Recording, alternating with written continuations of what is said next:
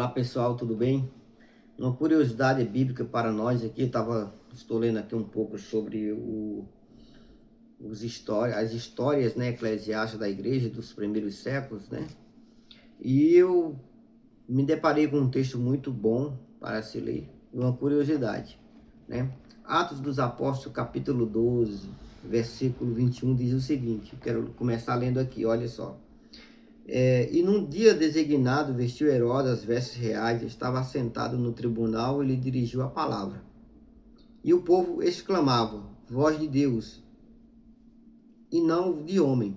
No mesmo instante, feriu o anjo do Senhor, porque não deu glória a Deus, e com medo de bicho expirou.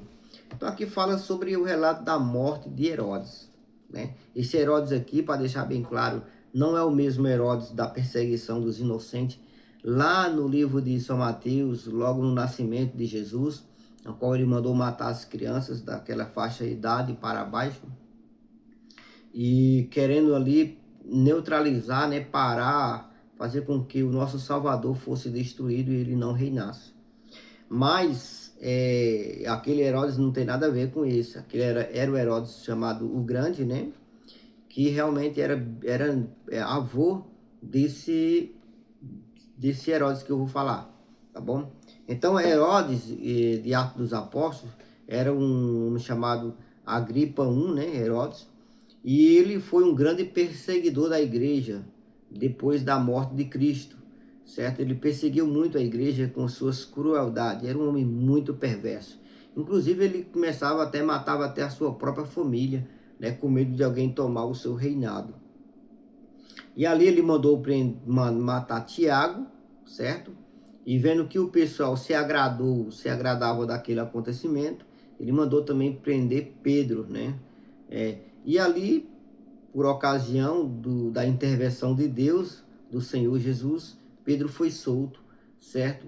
E ali ele perdeu essa. Só que depois disso ele vestiu suas vestes reais, certo? Diz o historiador que essas vestes parece que de bronze. E quando o sol bateu nessas vestes, batia, ele resplandecia, certo? Fazendo com que a sua glória aumentasse diante do povo, né? O pessoal gostava disso, dessa vaidade toda, certo? E Herodes ali sentou no seu aposento, sentou na sua cadeira real, com suas vestes reais de julgamento, e o pessoal começou a aclamar, a exclamar, né? Dizendo que Herodes tinha uma voz de Deus, ou seja, vamos ouvir a voz de Deus, né? Dando a Herodes o que realmente deveria ser dado para Deus. E o erro de Herodes foi receber essa glória. E o texto sagrado diz que Deus ele não divide a sua glória com ninguém. E por ele ter recebido essa glória, o que aconteceu? O anjo do Senhor logo o feriu naquele instante e ele expirou, ou seja, ele morreu, né, com medo de bichos. Agora, o que me chama a atenção a gravar esse pequeno vídeo, certo? É sobre esse relato aqui, ó, certo? Eusébio de Cesareia, ele escreveu por volta do ano dos 263 a 340 depois de Cristo, ou seja, depois do nascimento, da morte de Cristo.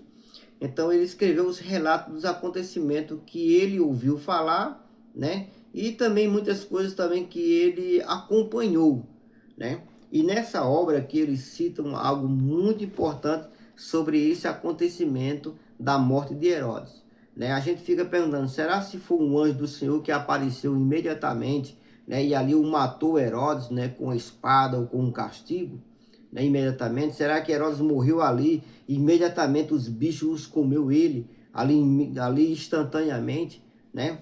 Então vamos ver o que Eusébio de Cesareia ele falou sobre esse acontecimento, certo?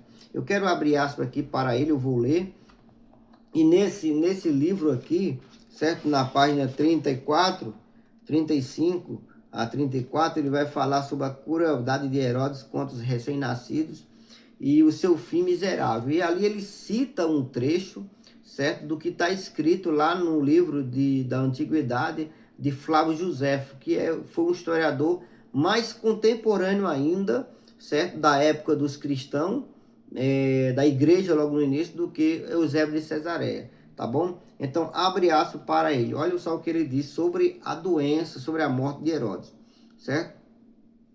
Dizendo o seguinte: mas a doença de Herodes tornava-se cada dia mais virulenta, à medida que Deus lhe afligia punição por seus crimes, pois era uma febre lenta que, mostrando aos que tocavam um calor proporcional ao desgaste interno do seu corpo.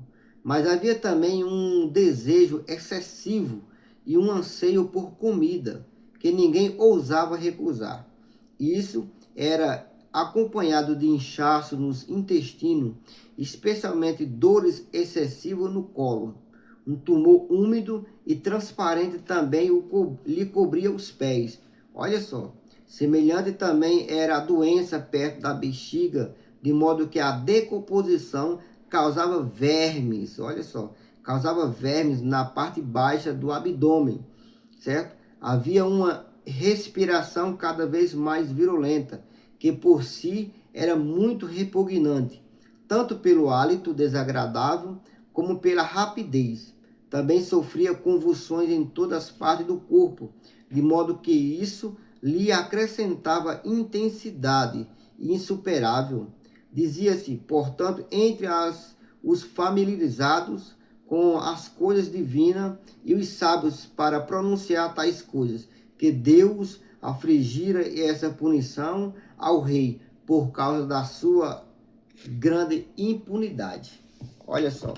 Então, aqui a gente vê, certo, que segundo esse historiador, segundo Flávio José, segundo Eusébio de Cesareia, certo, que leu o livro da Antiguidade de Flávio José, que foi um dos historiadores bem contemporâneo ali, bem mais perto da época de Herodes, que escreveu, que viu muitos acontecimentos. Ele escreveu e falou sobre a doença de Herodes. Então, para deixar bem claro aqui, segundo essas provas que nós temos aqui, a gente vê que Herodes não foi morto imediatamente, né? E comido de bicho imediatamente. Segundo aqui mais, se eu fosse ler mais adiante, certo? Você vê que teve um prazo de 5 dias da sua doença, que ele foi acometido, o seu sofrimento, certo? O que aconteceu, e ele sofreu muito, pagando os seus crimes muito violentos contra os cristãos e contra a igreja. Agora, ele fez tudo isso, certo? Para tentar parar os cristãos. Você vê que ele matou Tiago, mandou prender Pedro e fez outras atrocidades para tentar parar o evangelho, né? A pregação de Pedro, a pregação da igreja, certo? Mostrar para as pessoas ali que Jesus, que tinha sido morto, tinha sido sepultado e não estava mais no sepulcro, ele tinha ressuscitado para dar vida a cada pessoa, para continuar libertando as pessoas, assim que realmente ele continua até o dia de hoje. Veja o que Lucas falou no mesmo capítulo 12 de Atos dos Apóstolos e o versículo 24. Olha só. E a palavra de Deus crescia e se multiplicava.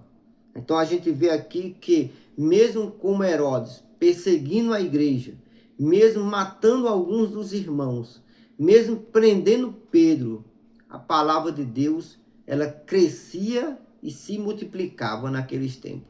Então, o que eu quero dizer para você é que não adianta, querido, perseguir a igreja. Não adianta você tentar parar um pregador da palavra. Não adianta você tentar parar um pastor que vive ali em santidade, buscando ao Senhor, na humildade da palavra, sob a graça de Deus.